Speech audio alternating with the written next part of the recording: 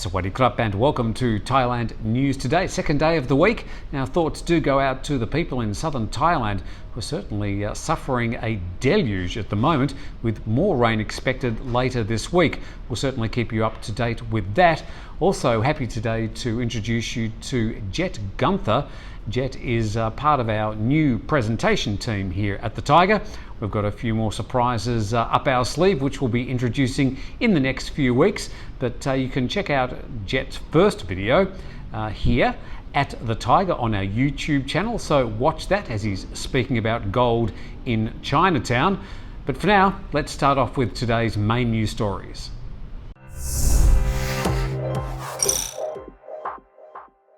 Passengers on 4 flights from Chiang Rai to Bangkok are considered at low risk, according to the Public Health Ministry. But the ministry, through an abundance of caution, is asking all passengers to self-monitor for the next 14 days and report any symptoms such as fever, a cough, sore throat, or a loss of taste or smell immediately. Here is a list of the 4 flights.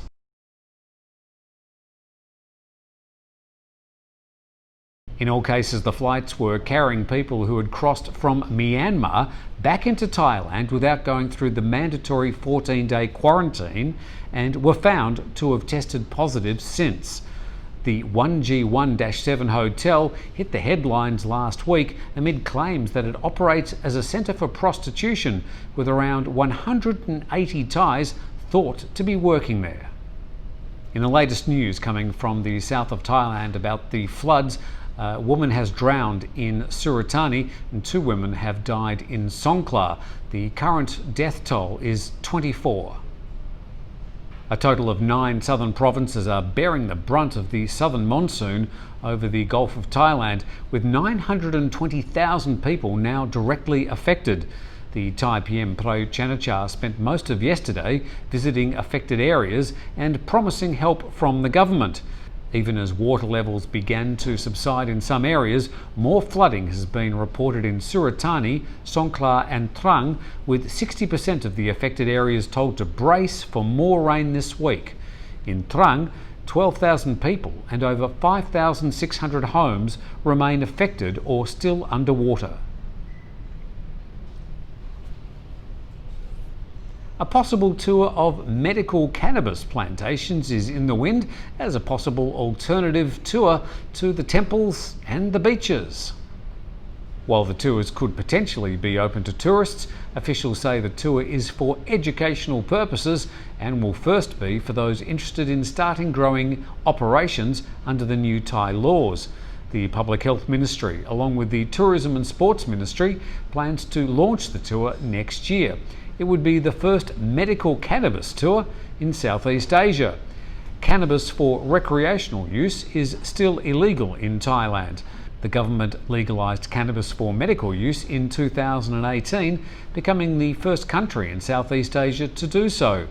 Any state agencies and those approved by the government are allowed to grow cannabis for medical purposes. A 15-year-old has allegedly stabbed his father to death after being told off for not doing his homework and spending too much time on his smartphone. Police in the Ratchaburi province west of Bangkok are investigating and have not yet pressed charges. The teenager, a 9th grade student, was playing on his smartphone when his father said he should be doing his homework instead, according to the teenager's grandmother. A knife about a foot long happened to be at the teenager's side at the time, who, according to the police report, picked it up and stabbed his father. The grandmother says the boy had mental health issues. And a police officer has been shot to death by a suspected insurgent whilst driving along on his motorcycle in the southern province of Pattani. The suspect, dressed as a woman with a long head scarf and riding pillion on another bike, pulled out an M16 assault rifle and opened fire. The officer fell to the ground near a local hospital. The pillion rider then jumped off the bike and shot the policeman at point blank with a 9mm handgun.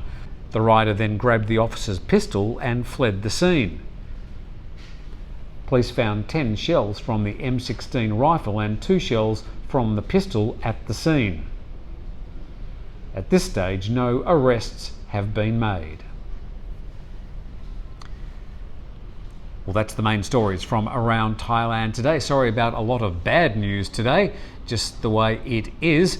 But we do thank you for watching, and we ask you to subscribe if you get the opportunity and feel the need.